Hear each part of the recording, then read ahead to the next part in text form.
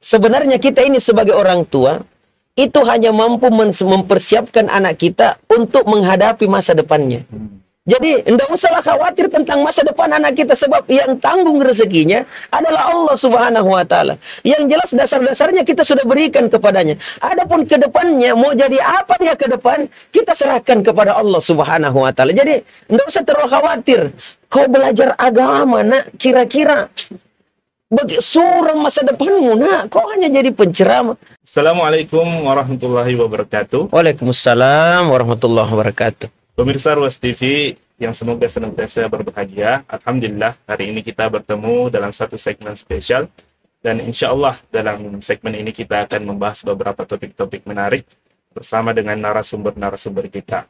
Alhamdulillah, hari ini bersama dengan kita salah seorang pakar atau pemerhati anak, seorang guru yang cukup berpengalaman di dunia pendidikan.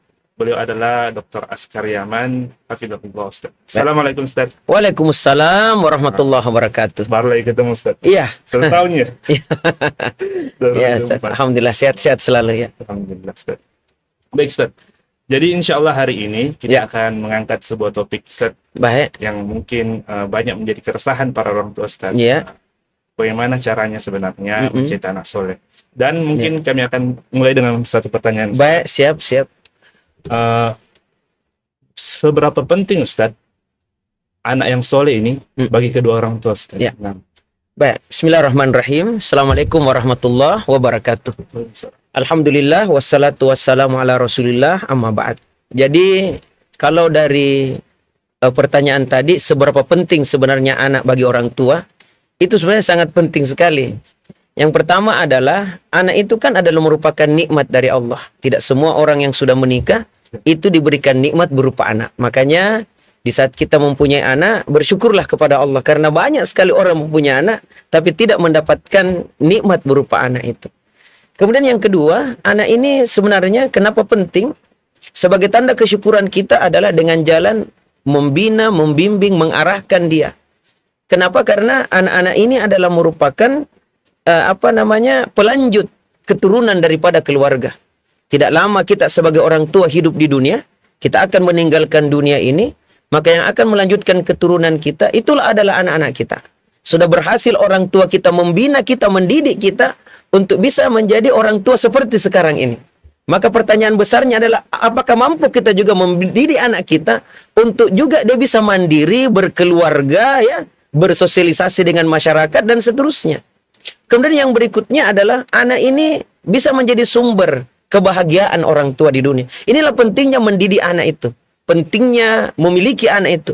Mereka bisa menjadi sumber kebahagiaan di dunia ini. Bahkan yang paling penting adalah mereka ini juga, atau anak-anak ini juga bisa melanjutkan pahala kita walaupun kita sudah tiada. Sewaktu orang tua masih hidup, masih bisa sholat dapat pahala.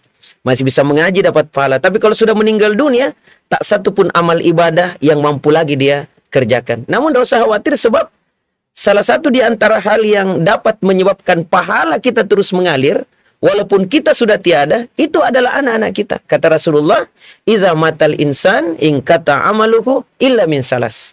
Sadaqatin jariyah aw ilman yuntafa'u bih aw waladun salih yad'ulah." Jika meninggal manusia, maka akan terputuslah amalnya dengan dunia, kecuali tiga. Yang pertama sedekah jariah, yang kedua ilmu yang bermanfaat, dan yang ketiga adalah anak soleh yang senantiasa mendoakan kedua orang tuanya. Makanya di sini Ustadz, pentingnya memang anak itu bagi kedua orang tuanya. Bahkan bukan hanya orang tua saja. Anak ini kan adalah merupakan generasi penerus, generasi pelanjut. Sudah berhasil para pejuang kita, alhamdulillah, berkat nikmat dari Allah, merdeka negara kita. Maka sekarang ini pembangun, bagaimana kita membangun bangsa dan negara kita. Dan setiap generasi kan selalu ada regenerasi kan. Maka inilah saatnya kita sebagai orang tua. Ada yang jadi pemimpin, ada macam-macam lah. Nah, tidak selamanya itu jadi pejabat, jadi apa. Siapa yang menggantikan mereka kalau bukan anak-anak kita? Ini kan ada Indonesia Emas tahun 2045. Sekarang 2024, berarti masih ada 21 tahun. Ya, semacam kita yang usia 50-60 tahun, kira-kira 20 tahun ke depan masih hidup atau tidak? Kan gitu ya. Maka mereka inilah, anak-anak kita inilah di tahun 2045, mereka inilah yang akan mengisi jabatan-jabatan di negara kita. Boleh jadi di antara mereka ada yang menjadi bupati, ada yang jadi gubernur, ada yang menjadi dosen, ada yang menjadi guru, dan seterusnya. Mereka ini generasi pelanjut.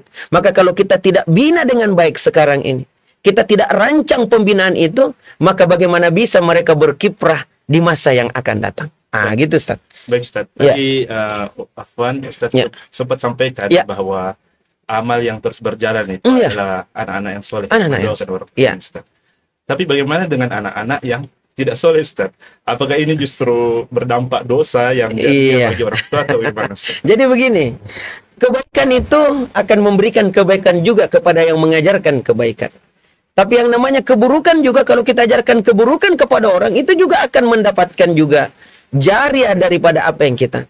Tetapi tidak semua kan anak yang kita bimbing, bina, arahkan, artinya kita sudah usahakan dengan seluruh kemampuan kita, itu menyebabkan anak itu menjadi soleh. Ya. Kan gitu ya? Betul, jadi banyak orang tua kan bertanya, kok bisa begitu? Ya.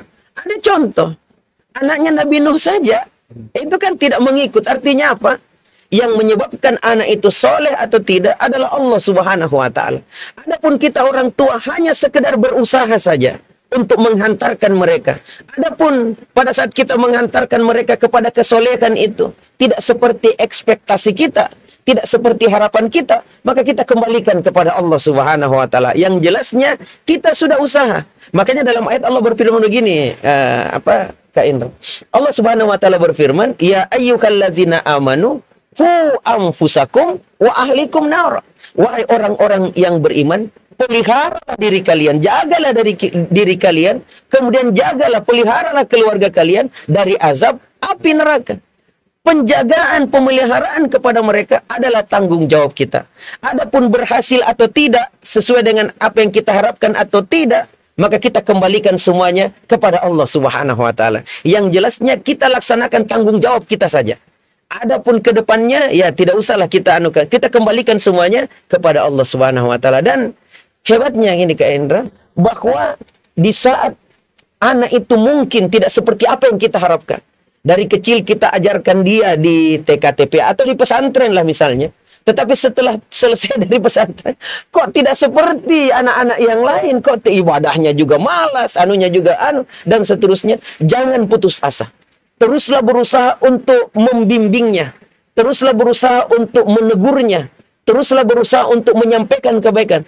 Nabi Nuh alaihissalam saja, itu sampai kepada anaknya sudah naik ke gunung ini. Sementara air bah itu kan sudah meluap-luap untuk naik. Masih tetap dipanggil.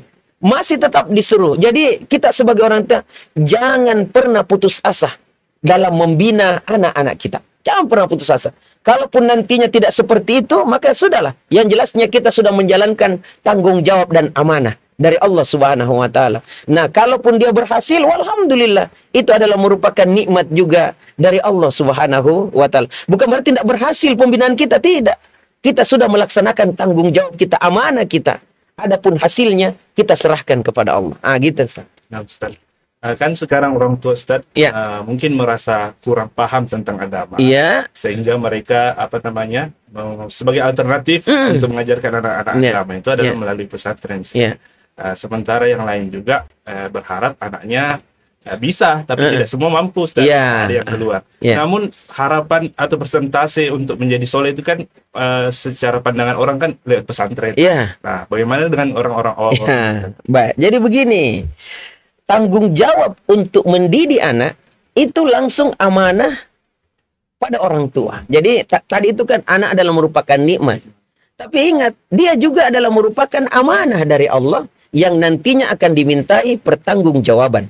Di mana Rasulullah kan mengatakan bahwasanya setiap kalian adalah pemimpin dan setiap pemimpin itu akan dimintai pertanggungjawabannya, termasuk seorang ayah dimintai pertanggungjawaban menyangkut tentang istri dan anak-anaknya. Maka pendidik pertama dan utama itu adalah orang tua, karena orang tua lah yang akan dimintai pertanggungjawabannya nanti di hadapan Allah Subhanahu wa Ta'ala. Karena amanah ini ya, jadi orang tua. Nah, itulah tanggung jawabnya. Lantas Apakah orang tua mampu untuk mendidik anaknya untuk rajin sholat, rajin ibadah, mengaji dan seterusnya? Maka tidak semua orang tua kan mampu untuk memberikan itu kepada. Makanya ada orang tua, alhamdulillah, menghantarkan anaknya untuk belajar di sekolah-sekolah agama, ya, semacam pesantren misalnya. Atau kalau bukan pesantren yang sifatnya boarding, dia bawakan anaknya ke sekolah-sekolah Islam terpadu misalnya. Nah, untuk diajarkan ibadah, diajarkan ngaji, diajarkan akhlak, adab, dan lain sebagainya. Tapi ingat bahwa tanggung jawab itu tetap pada orang tua.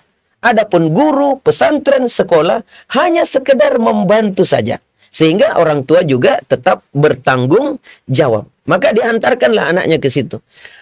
Dan satu kesyukuran, manakala kita memasukkan anak kita ke pesantren, itu banyak sekali itu manfaatnya. Nah, diantaranya. Tapi jangan membuat iri yang lainnya. Di antaranya adalah kita agak tenang untuk kerja.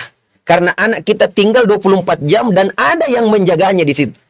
Apakah ini bukan merupakan satu nikmat, Ustaz? Kan gitu ya. Kemudian yang kedua, sholatnya anak kita sudah aman. Ini kan yang setengah mati tuh menyuruh anak sholat di rumah, kan gitu ya. Aman 5 waktu. Jangankan sholat wajib, sholat sunat juga dikerjakan. Ada yang mengurusnya, ada yang mengawasinya. Sholat tahajudnya juga aman. Kemudian puasa Senin Kamis, ya. Kemudian ngaji, bahkan hafal Quran. Tidak lagi narkoba, tidak lagi merokok, bahkan HP dilarang dibawa. Kecuali waktu tertentu dia mungkin pegang HP untuk komunikasi, tapi itu terbatas sekali waktunya. Jadi banyak sekali manfaatnya. Diajarkan ibadah, kemudian akhlak, dan lain sebagainya. Kan gitu. Lantas mungkin kita bertanya, tadi pertanyaannya adalah bagaimana yang apa tadi? Bagaimana caranya, Ustaz? Bagi orang tua yang memiliki anak itu sekolah di umum. Yang sekolah umum. Yang sekolah di umum juga enggak usah khawatir. Karena mungkin ketidakmampuan dan lain sebagainya.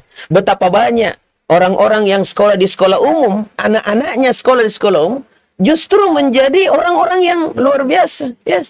Alhamdulillah. Maka upaya yang dilakukan oleh orang tua untuk anak-anaknya yang sekolah di sekolah umum misalnya, yang tidak berbasic agama, kan sekolah umum itu pelajaran agama cuma 2 jam dalam sepekan. Ya bayangkan, dalam sepekan cuma 2 jam. 2 jam ya, selebihnya kan matematika, bahasa Inggris, dan lain sebagainya. Dan itu konsekuensi sekolah umum. Konsekuensi sekolah, beda dengan Islam terpadu kan, masih 50-50 ya. Tapi sekolah umum kan cuma 2 jam. Dalam sepekan kan 2 jam. Berarti dalam 1 bulan itu cuma 8 jam. 8 jam. 8 jam dalam 1 tahun, ya 8 kali 12, kan gitu ya. 8 kali 12 itu cuma 96 jam. Nah, 96 jam itu cuma berapa hari? Ya, 24 jam 1 hari berarti cuma 4 hari. Ya, 4 hari. Ya, 4 hari lah. Ya. Dalam 1 tahun, bayangkan begitu sedikitnya. Maka alternatif orang tua, alhamdulillah, banyak kaum muslimin yang menyediakan waktunya, tenaga, dan biayanya untuk membantu agama daripada anak-anak kita. Jadi kesolehan anak tidak juga ditumpukan ke pesantren, tapi juga bisa di sekolah umum. Alhamdulillah, di sela-sela waktu anak-anak yang sekolah dari jam 7 sampai jam 4 misalnya, atau jam 2 siang, alhamdulillah ada masjid dibuka TK-TPA. Makanya orang tua banyak berbondong-bondong memasukkan anaknya ke situ. Kemudian ada juga sekolah yang tahfizul Quran. Tahfizul Quran setiap hari apa itu biasanya? Tahfiznya itu weekend, ya, Sabtu Ahad. Jadi anak-anak tetap menghafal, kemudian dia store hafalannya di hari Sabtu dan Ahad itu, dan bermalam di situ. Misalnya begitu. Jadi banyak alternatif. Jadi orang tua alhamdulillah masih juga dibantu dengan keberadaan kaum muslimin atas. Cuma yang jadi masalah kalau sudah ada juga TK-TPA dekat situ, lantas orang tua tidak mau juga. Fabi ayyi ala'i rabbikum atukazziban. Nikmat Tuhanmu yang mana lah yang kau kan gitu modelnya. Oleh karenanya banyak alternatif. Kemudian yang berikutnya adalah tadi itu tanggung jawab orang tua. Maka karena tidak disekolahkan, maka kita bertanggung jawab untuk bagaimana sholatnya, bagaimana baca Qur'annya, bagaimana akhlaknya, maka kita bertanggung jawab untuk itu. Maka bersyukurlah di saat kita masih mendapatkan juga tempat-tempat untuk anak-anak kita belajar agama. Kenapa? Karena dalam ayat itu dikatakan, ya ayyuhallazina amanu qu anfusakum wa ahlikum nara. Pelihara diri kalian dan keluarga kalian dari azab api neraka. Bagaimana caranya memelihara itu? Ada dua hal. Adibuhum wa'allimuhum. Ajarkan dia menyangkut tentang adab atau akhlak dan juga menyangkut tentang ilmu agama. Jadi kitalah yang bertanggung jawab untuk itu. Alhamdulillah kalau orang tua bertanggung jawab ya atas amanah yang diberikan, mengajarkan akhlak yang, karena ini juga untuk orang tua kok. Jadi kebaikan yang kita berikan kepada anak itu juga kembali kepada orang tua. Investasi. Semacam investasi. Jadi investasi yang paling berharga sebenarnya adalah menginvestkan harta kita kepada anak-anak kita di pendidikannya. Kita usahakan. Bahkan banyak orang tua, alhamdulillah, itu sampai mengundang guru ngaji loh ke rumah ya. Privat. Ada juga dalam bentuk homeschooling. Bayangkan ini. Homeschooling ya. Jadi banyaklah cara yang bisa dilakukan orang tua. Mengusahakan untuk anaknya juga bisa menjadi anak yang soleh tadi.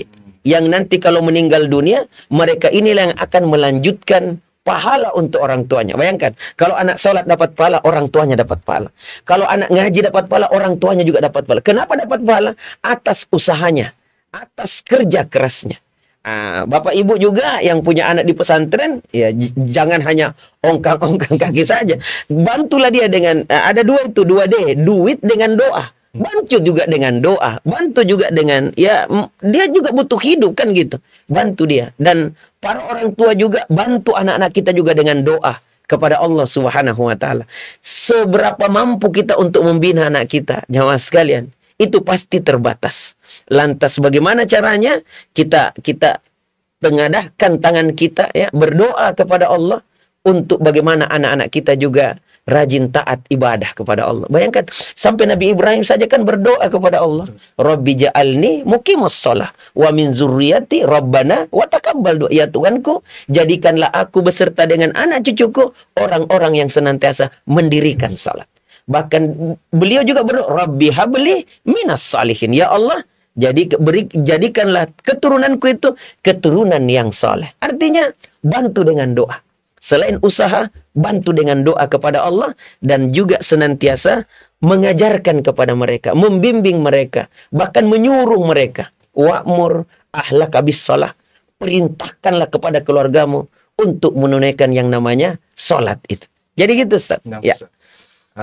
Sekarang juga Ustaz, Ya. Di zaman sekarang ini banyak mungkin kita ketahui mindset orang tua yang khawatir pada anak yang terlalu dekat dengan agama, Ustaz. Mungkin berpengaruh pada prestasinya atau nanti jenjang karirnya bagaimana, Ustaz. Bagaimana pendapat Ustaz? Jadi begini, sebenarnya yang diajarkan kepada anak itu adalah menyangkut agama yang mereka pakai dalam kehidupan sehari-hari. Itu seperti sholat, ya, seperti ngaji, ya, seperti puasa di bulan Ramadan. Itu kan diajarkan semuanya. Jadi mereka tidak langsung mengerjakan itu kecuali diajarkan, dibimbing itu untuk melaksanakan itu.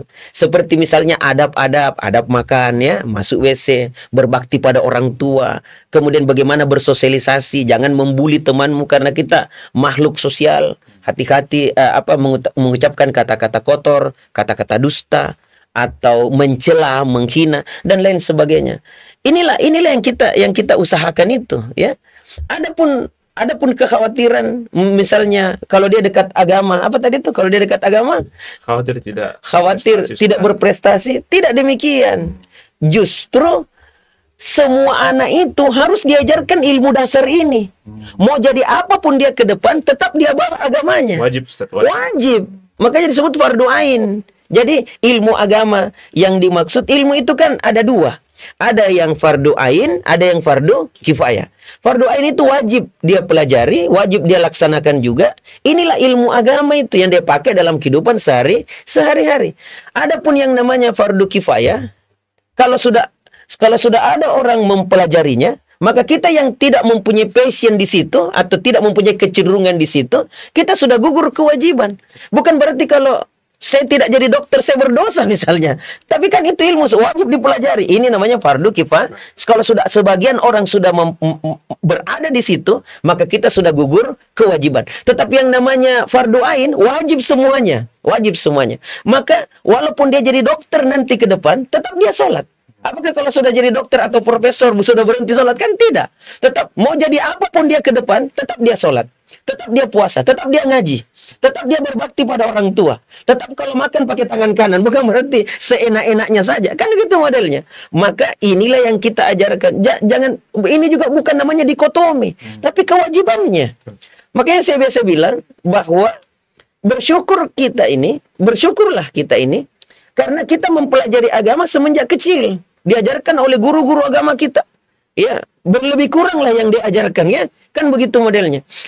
So, kita kan langsung pintar sholat. Kita kan belajar pada saat itu. Maka waktu kita kecil diajar tentang sholat, kita pakai sampai hari ini. Kita diajarkan ngaji, kita pakai sampai hari ini mengaji. Kita diajarkan puasa, bulan Ramadan kita bahkan lancar untuk melaksanakan ibadah puasa. Beda dengan ilmu umum. Ilmu umum, pernah kita belajar matematika misalnya, teorema Pitagoras, C kuadrat sama dengan A kuadrat tambah B kuadrat, terpakai tidak sampai hari ini. Untuk yang mungkin lanjut pendidikan ke teknik kemana, terpakai. Tapi teman-teman yang di hukum, di ekonomi, dan lain sebagainya, kan dikatakan, untuk apa saya belajar itu? Artinya apa? Itu adalah fardu kifayah. Tapi fardu ain ini, maka luar biasa. Luar biasa sekali yang dia, jadi apapun dia ke depan. Makanya semenjak kecil kata Rasul apa? Ajari anakmu sholat 7 tahun, 10 tahun tidak sholat pukul dia. Artinya apa? Semenjak kecil ajari dia, karena dia pakai sampai mati. Dia pakai sampai mati. Belum tentu ilmu umum yang dia pelajari itu dia pakai, walaupun sebenarnya itu membangun pola pikirnya, analisisnya dan seterusnya, tapi terkadang tidak langsung dirasakan. Tapi yang namanya ilmu agama itu langsung dirasakan. Jadi inilah yang dimaksud ya, untuk bagaimana kita membimbing anak-anak kita sejak dini sebenarnya. Jadi apakah dia masuk pesantren atau tidak masuk pesantren, maka ini yang kita utamakan itu. Sehingga anak-anak juga senantiasa taat ibadah kepada Allah. Jadi intinya itu tidak serta-merta anak yang belajar agama Ustaz otomatis jadi Ustaz. Iya, padahal bukan itu tujuannya Ustaz. Bukan. Jadi betapa banyak teman-teman kita di fakultas kedokteran, di sana di fakultas hukum, fakultas teknik dan lain di MIPA, itu teman-teman itu berorganisasi keislaman misalnya. Mereka belajar agama padahal mereka belajar ilmu umum, tapi mereka mengikuti kajian-kajian Islam. Kemudian tarbiyah, ada kegiatan taklim sekali dalam sepekan. Justru terkadang itulah yang membina jiwa mereka untuk taat ibadah kepada Allah, untuk melakukan amalan-amalan kebaikan. Betapa banyak ini teman-teman kita, bahkan ustadz-ustadz yang dari ilmu umum, background agamanya justru tidak kelihatan, tetapi luar biasa, justru sudah bisa juga berceramah, sudah bisa. Yang paling penting adalah dalam kehidupan sehari-hari, akhlak mereka, ibadah mereka, itu sudah bisa dia laksanakan dengan baik. Padahal tidak mendapatkan pendidikan khusus menyangkut tentang agama. Ya, berapa banyak teman itu SD, SMP, SMA umum loh, sampai perguruan tinggi masih umum. Tapi pintar juga ceramah, pintar juga apa semuanya. Sebab apa? Semua kita ini ingin masuk surga loh. Ya, betul. Ya.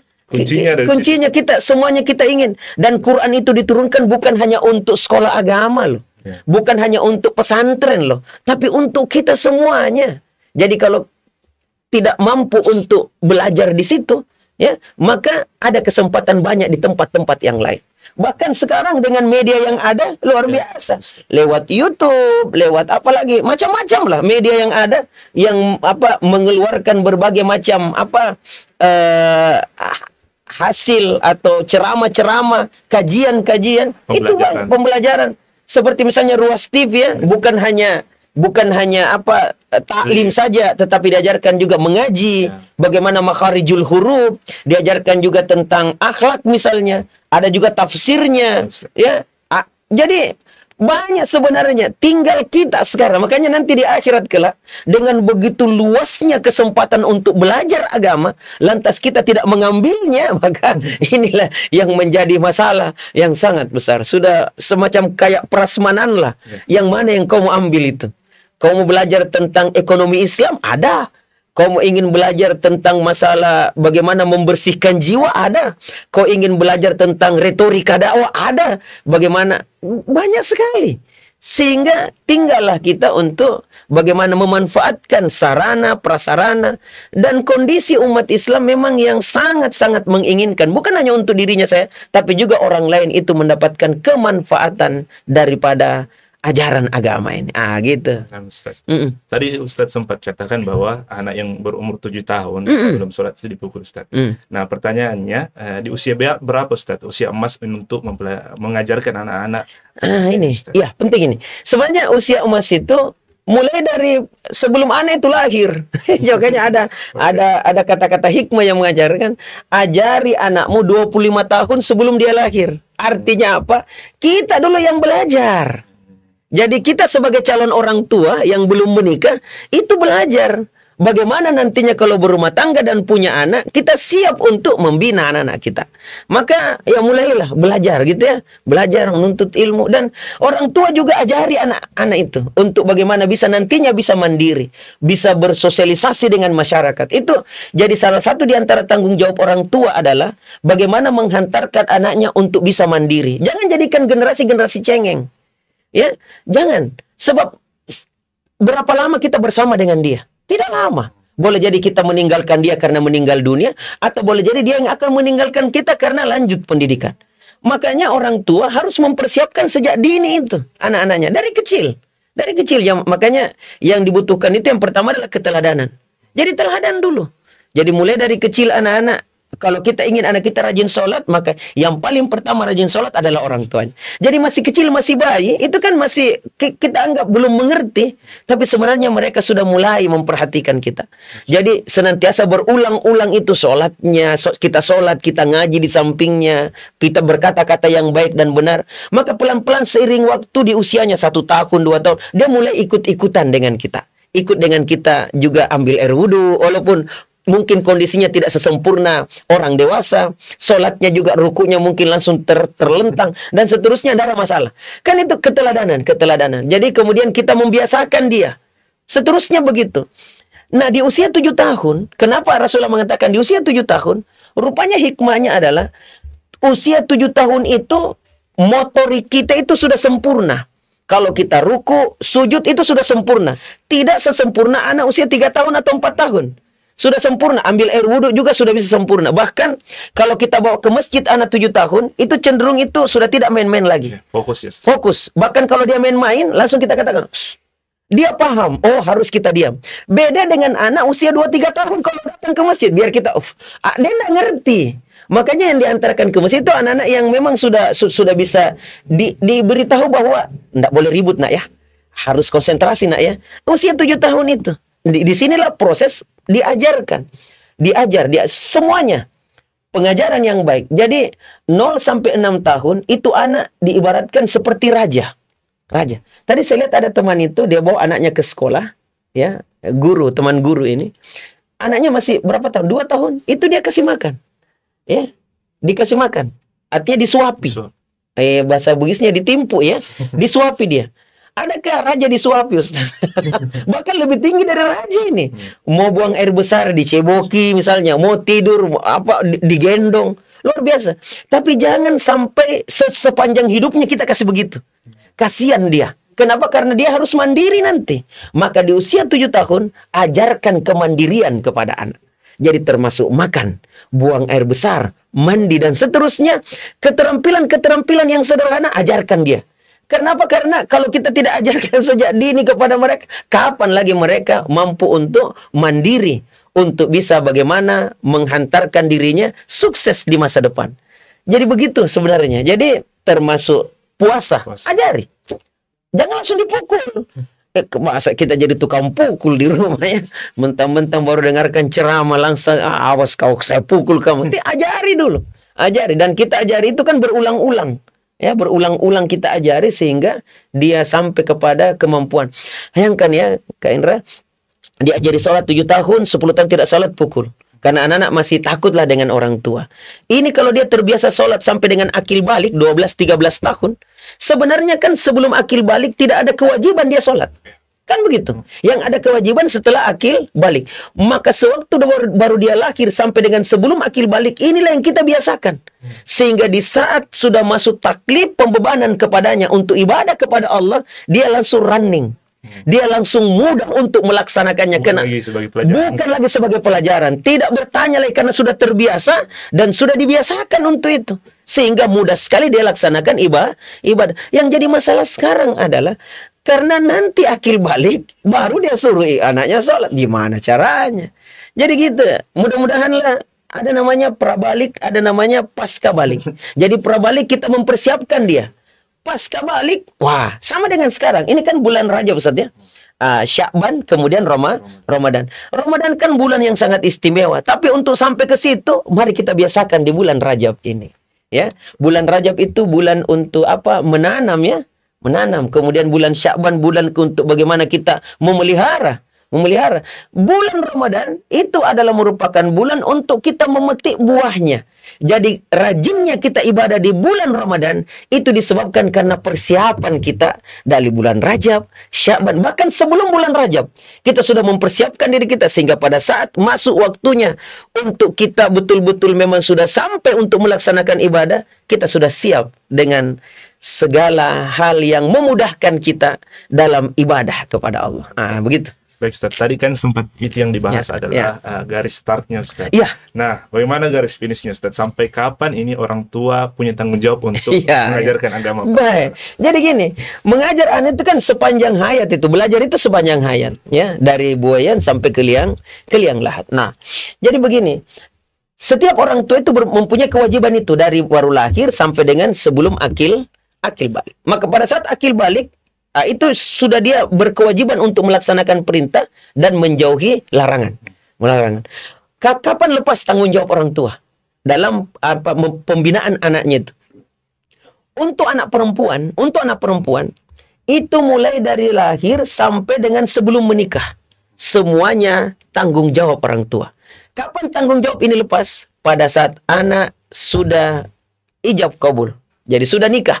Maka tanggung jawab itu lepas, langsung diemban di pundak daripada sang suaminya. Jadi suamilah yang bertanggung jawab untuk istrinya ini. Maka yang bertanggung jawab untuk mengingatkan sholat, itu semuanya tanggung jawab siapa tadi? Suaminya. Kan gitu. Untuk anak laki-laki, tapi tetap orang tua memantau anaknya.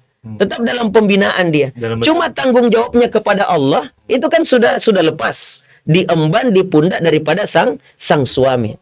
Begitu anunya. Begitu rentang waktunya, ya. Nah, lantas untuk anak laki-laki, bukan anak laki-laki itu sampai dengan akil balik.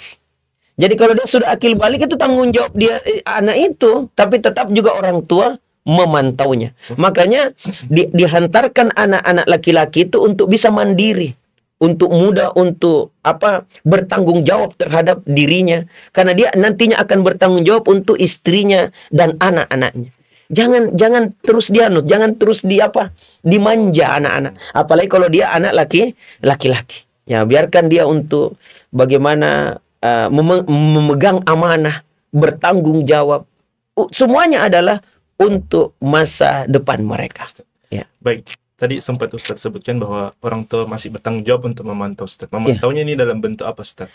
Iya, tetap mengingatkannya, menasehatinya, ya. Walaupun nanti pertanggungjawabannya kan kalau dia perempuan kan kepada suaminya. Tetap memantau, tetap menjaga. Kalau misalnya anak-anak mungkin bertanya karena barulah ke rumah tangga yang baru, maka kita jawablah, ya. Tidak justru kita mengekangnya dan harus sesuai dengan kata-kata. Kita sampaikan, diskusilah dengan suamimu. Cuman saya arahkan seperti begini, tetapi bagaimana pendapat suami. Jadi selalu kita arahkan untuk mereka bisa mandiri.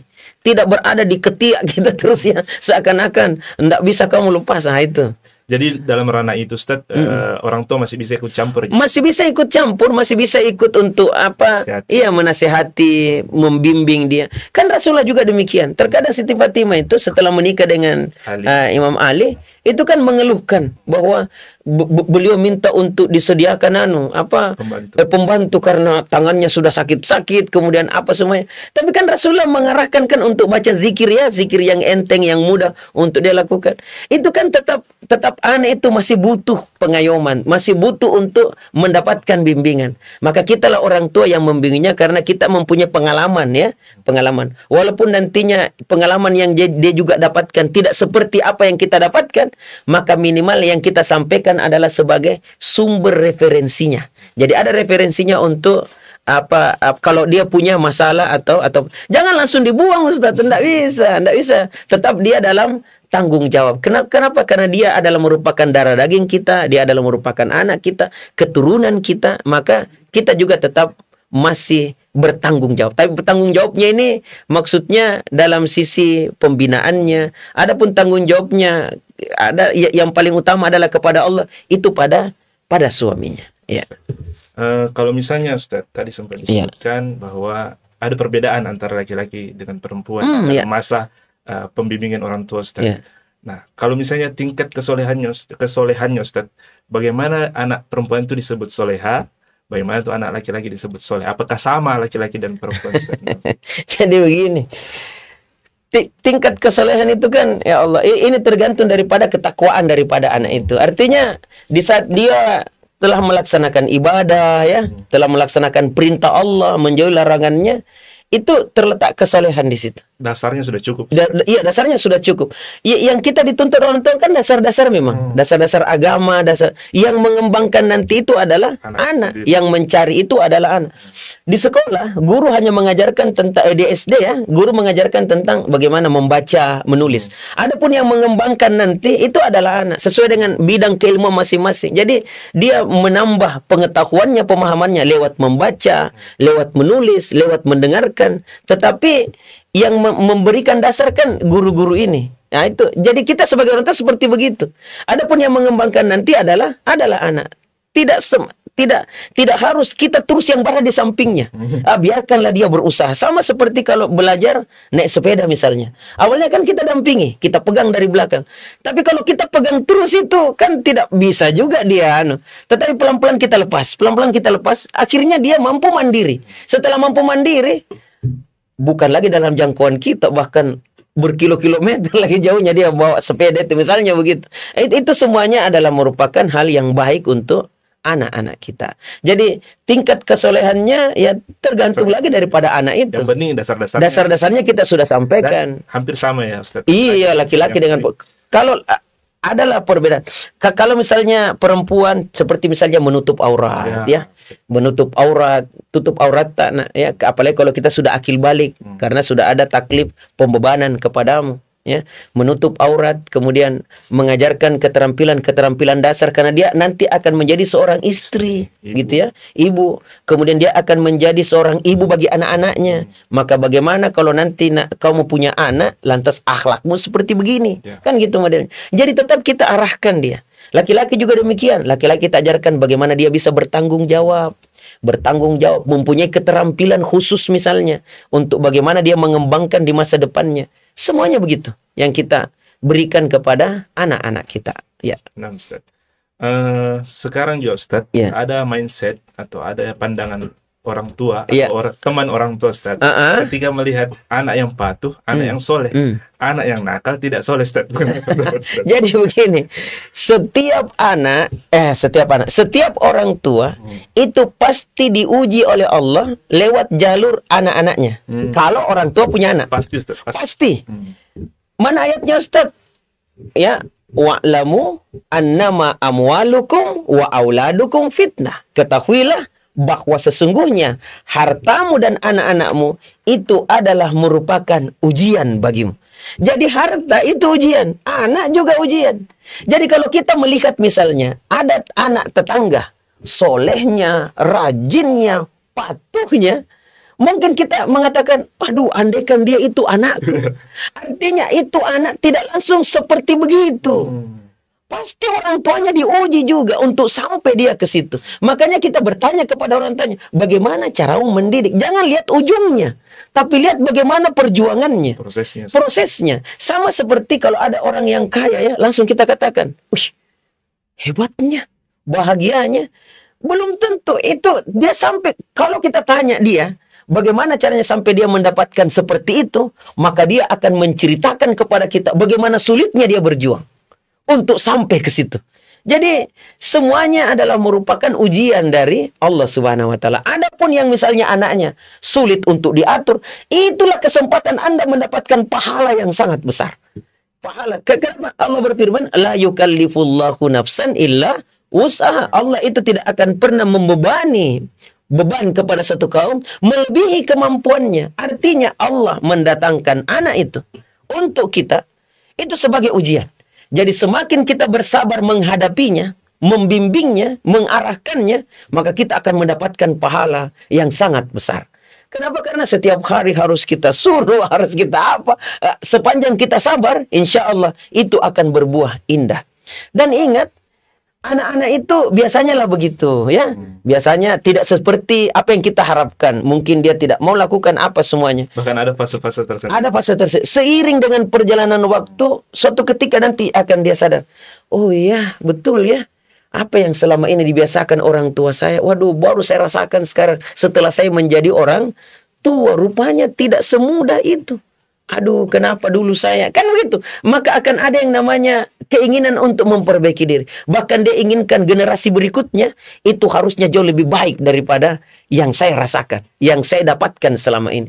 Jadi, enggak usah khawatir. Yang penting kita sebagai orang tua berusaha. Berusaha sekuat tenaga. Kalaupun belum sampai kepada apa yang kita harapkan, maka itu adalah merupakan peluang-peluang pahala untuk kita untuk mendapatkan yang jauh lebih baik lagi ke depan. Dan jangan lupa tadi itu, doa kepada Allah. Doa kepada Allah. Kemudian saya ingatkan ya, selain itu bagaimana kita memberikan asupan makanan yang halal.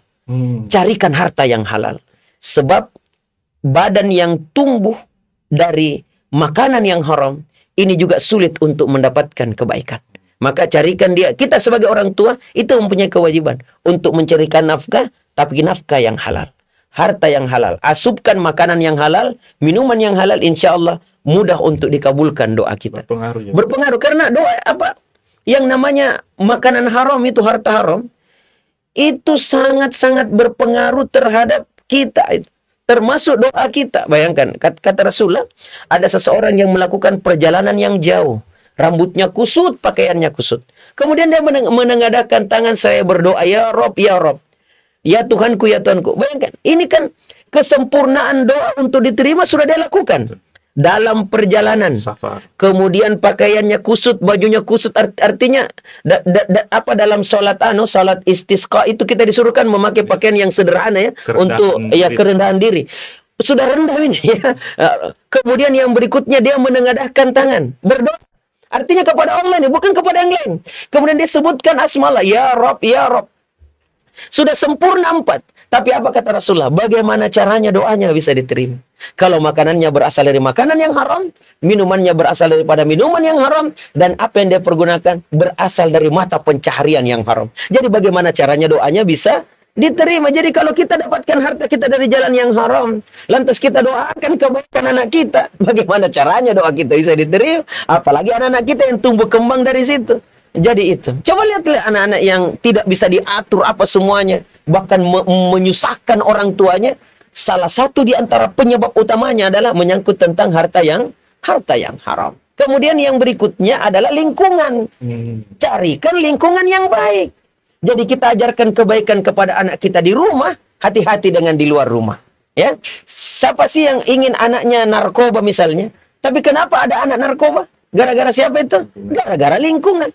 Siapa sih orang tua yang menyuruh anaknya untuk merokok? Sih kita juga sudah tahu. Sampai orang tua yang perokok pun melarang anaknya untuk merokok. Tapi siapa yang mengajarkan anak itu di luar rumah? Lingkungannya.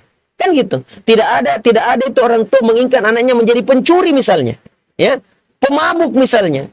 Tapi lingkunganlah yang terkadang menghantarkan. Makanya kita bertanggung jawab sebagai orang tua. Selain mendidik tadi ya, membimbing tadi, mencarikan harta yang halal, juga mencarikan lingkungan yang baik untuk anak kita. Makanya banyak orang tua masukkan anaknya ke pesantren. Masukkan anaknya ke sekolah Islam terpadu. Mencari rumah yang ada masjid di situ. Apalagi kalau masjidnya membina anak-anak kaum muslimin dalam bentuk TKTPA, dalam bentuk tahfizul Quran misalnya, atau RQ misalnya, rumah Quran misalnya. Itu luar biasa jamaah sekalian. Jadi ini adalah merupakan ikhtiar kita untuk bagaimana menghantarkan anak kita menjadi generasi terbaik di masa yang akan datang. Gitu. Mungkin karena kita dibatasi waktu, Ustaz, baik, kami pertanyaan terakhir. Iya, baik, siap. Banyak kekhawatiran dari orang tua, Ustaz, terkait dengan rezeki anak ketika dia soleh, Ustaz. Ada perbedaan, misalnya anak yang fokus pada mengejar dunianya dan ada anak yang fokus pada agama. Jadi begini. Iya. Sebenarnya ada coach yang bagus ya. Kita ini tidak bisa sebenarnya kita ini sebagai orang tua itu hanya mampu mempersiapkan anak kita untuk menghadapi masa depannya. Jadi tidak usahlah khawatir tentang masa depan anak kita, sebab yang tanggung rezekinya adalah Allah Subhanahu wa taala. Yang jelas dasar-dasarnya kita sudah berikan kepadanya. Adapun ke depannya mau jadi apa dia ke depan, kita serahkan kepada Allah Subhanahu wa taala. Jadi tidak usah terlalu khawatir. Kau belajar agama, nak, kira-kira suram masa depanmu, nak, kau hanya jadi penceramah. Ya Allah, betapa banyak ya ustadz-ustadz kita yang belajar agama dan takhassus terhadap agama, justru kehidupannya bagaimana sekarang? Jauh lebih baik, jauh lebih unggul. Dan anak-anak kita yang kita arahkan untuk misalnya di sekolah umum apa semuanya, alhamdulillah juga jauh lebih baik kanunya. Tetapi ingat, dasarnya inilah yang penting. Adapun nanti ke depan bagaimana pengembangannya, bagaimana usahanya, maka kita kembalikan kepada Allah Subhanahu wa taala. Karena itu adalah merupakan rezeki dari Allah yang dijaminkan kepada setiap anak. Kalau kita berpikir seperti tadi itu, maka seakan-akan kita mengabaikan Allah. Nah, bukan kita yang kasih rezeki anak kita. Nahnu narzukukum wa iyyahum. Kamilah yang memberikan rezeki kepada kamu dan juga kepada anak-anakmu itu, dan juga kepada mereka. Mereka maksudnya adalah anak-anakmu itu. Makanya dilarang kita membunuh anak kita. Kan ada begitu ya. Jangan sampai nanti ke depan dia, jangan-jangan. Begitu takutnya akhirnya dia bunuh anaknya. Bahkan dia bunuh dirinya juga sendiri. Masalah finansial jangan sampai. Ya Allah ya Rabbi, ada teman yang 12 anaknya. Memang berat waktu dibesarkan, tapi sekarang anaknya luar biasa semuanya. Bahkan justru anak inilah yang menghantarkan orang tuanya ke tanah suci untuk umroh, untuk haji dan seterusnya. Jadi tidak usahlah kita takut ya tentang masa depan. Dan ingat, ini kan selalu zaman itu berubah ya dengan perkembangan ilmu teknologi. Apakah semua anak kita wajib untuk mempelajari itu, menguasai itu? Di saat anak menguasai teknologi, pas dia kuasai, muncul teknologi yang baru. Kan gitu ya? Muncul. Belum lagi selesai iPhone ini misalnya, muncul lagi generasi barunya. Bahkan kita belum punya, muncul lagi generasi-generasi berikutnya. Maka yang kita ajarkan anak adalah seni beradaptasi dengan kondisi yang ada. Jadi mungkin dia tidak menguasai itu, tapi dasarnya ada. Jadi setiap ada perubahan teknologi, perubahan kondisi yang ada, mudah untuk beradaptasi. Jadi dunia ini belum kiamat. Pas COVID, kita beradaptasi. Bukan berarti harus berhenti belajar, berhenti pendidikan, berhenti taklim. Tidak. Ada alternatif. Apa itu? Lewat Zoom. Lewat berbagai macam media yang ada. Kan begitu. Di saat sudah aman seperti begini, alhamdulillah. Jadi mudah untuk beradaptasi. Mungkin dulu orang makan itu harus ke rumah makan. Tapi dengan berkembangnya teknologi, akhirnya orang-orang itu membeli makan lewat apa itu? Lewat aplikasi. Kan gitu. Maka cepat-cepatlah beradaptasi. Jadi rumah makan itu selain offline juga menawarkan sarana lewat online misalnya. Maka semuanya dia bisa. Jadi tidak bisa, saya hanya ini saja. Tidak bisa, tidak. Wah, tutup, bangkrut Anda. Seperti penjual pakaian misalnya kan. Itu harus juga untuk bagaimana seni beradaptasi. Inilah yang kita sebagai orang tua tanggung jawab. Sebagai guru tanggung jawab untuk bagaimana menghantarkan anak dalam setiap kondisi dan situasi apapun ke depan. Mereka sudah bisa survive di masa yang akan datang. Tapi ingat, agamanya tetap dia bawa, jangan sekalian. Seperti sholat, ibadah kepada Allah, itu tetap juga dia tunaikan. Saya pikir itu yang bisa kita sampaikan. Ya mudah-mudahan lah para orang tua kita ya walaupun anaknya tidak masuk ke pesantren ya, insya Allah bisa terbimbing dan terbina dengan baik. Ya. Apalagi banyak fasilitas yang Ya, banyak fasilitas sarana yang bisa menghantarkan. Itu tergantung daripada orang tuanya. baik. Ya. Baik pemirsa Ruas TV, alhamdulillah karena kita dibatasi waktu, cukup sekian saja materi yang bisa dibawakan. Insya Allah kita akan berjumpa lagi dalam bincang-bincang berikutnya. Kita ucapkan syukran jazakumullah khairan Ya, sudah berbagi. terima kasih banyak atas undangannya juga. Masya Allah. Jadi baik, assalamualaikum warahmatullahi wabarakatuh.